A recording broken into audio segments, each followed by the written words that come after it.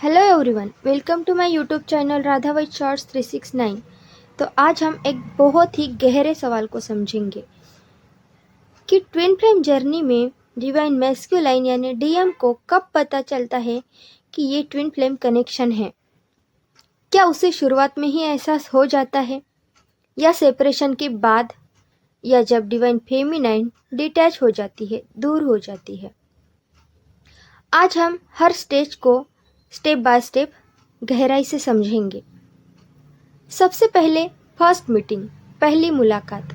जब डीएम पहली बार डीएफ से मिलता है, उसे तीन चीज़ें महसूस होती है। इंस्टेंट अट्रैक्शन, तुरंत आकर्षण, अंदर से अपनापन, अनएक्सप्लेनेबल पुल, समझ से परे खिंचाव। लेकिन ध्यान रखिए, उसे उस समय ट्विन फ्लेम शब्द पता ही नहीं होता। उसकी अंदर की आवाज़ क्या कहती है?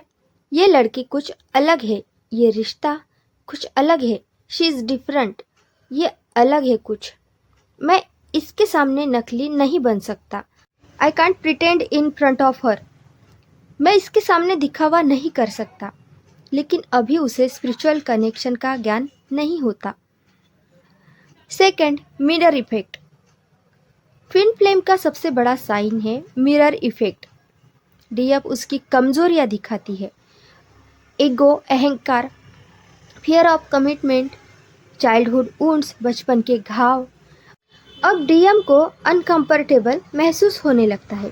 उसका मन कहता है, ये मुझे बदल क्यों रही है? वाई शी इज चेंजिंग मी? ये मुझे क्यों बदल रही है? असल में वो बदल नहीं रही, वो उसकी सच्चाई दिखा रही है। यही से रनर फेज शुरू होता है। Third, runner phase. DM distance, दूरी बनाता है। वो सोचता है, अगर मैं दूर चला जाऊंगा तो सब ठीक हो जाएगा। लेकिन होता उल्टा है। वो कार्मिक रिलेशनशिप में भी चला जाए, फिर भी अंदर एम्प्टी फीलिंग रहता है, खालीपन रहता है। वो कंफ्यूज रहता है, लेकिन एक्सेप्ट नहीं करता। फोर्थ, सेपरेशन अवेकनिंग, अलगाव में जागृति। रियलाइजेशन ज़्यादातर सेपरेशन में ही आता है। जब डीएफ डिटैचमेंट हो जाती है या कांटेक्ट बंद कर देती है, अब डीएम को महसूस होता है एनर्जी मिसिंग, ऊर्जा की कमी, ड्रीम्स, सपने, सिंक्रोनिसिटी, संकेतों का बार बार दिखना। अब उसका दिल कहता है, जब वो थी तब समझ नहीं आया, और अब वो नहीं है, फिर भी हर जगह महसूस होती है।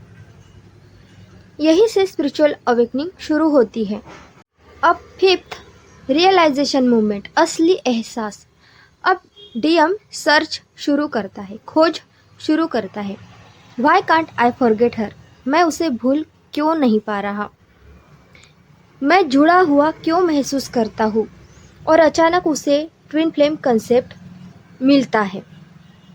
वो पढ़ता है, सुनता है और शॉक में जाता है, चौंक जाता है। ये सब हमारे साथ हुआ है। This is exactly our story. ये तो बिल्कुल हमारी कहानी है। अब उसे समझ आता है, ये नॉर्मल रिलेशनशिप, साधारण रिश्ता नहीं था। अब ego versus surrender. Sixth, realization के बाद भी तुरंत रीयूनियन नहीं होता। रीयूनियन यानी पुनर्मिलन। क्यों? क्योंकि ईगो, अहंकार अभी भी लड़ रहा होता है। अगर मैं वापस गया और उसने मना कर दिया तो? अगर उसने मुझे ठुकरा दिया तो? लेकिन जब ईगो टूटता है, तभी सरेंडर होता है। तो सच्चाई ये है कि डीएम को ट्विन फ्लेम का पूरा एहसास कब होता है? जब वो कार्मिक साइकिल, कर्म चक्र से थक जाता है, जब वो सच में खोने का दर्द महसूस करता है, जब उसकी स्पिरिचुअल अवेकनिंग शुरू हो जाती है, जब डीएफ सच में डिटैच हो जाती है, अलग हो जाती है। तो अंत में उसे समझ आता है, I was not running from her, I was running from my self. मैं उससे नहीं, खुद से भाग रहा था।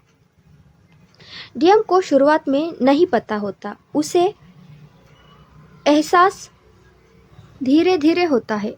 Separation, pain, loss, awakening. इन सब के बाद ही उसे समझ आता है कि ये ट्विन फ्लेम कनेक्शन है। तो देखिए, ट्विन फ्लेम जर्नी में डीएम को सच का एहसास तुरंत नहीं होता, उसे समझ आता है दूरी, दर्द और अवेकनिंग के बाद। जब अहंकार टूटता है तभी समर्पण आता है। तो अगर ये वीडियो आपको समझ में आया हो और हेल्पफुल लगा हो तो वीडियो को लाइक और चैनल को सब्सक्राइब ज़रूर करिए और पर्सनल गाइडेंस के लिए डिस्क्रिप्शन चेक कर ले। Thank you everyone.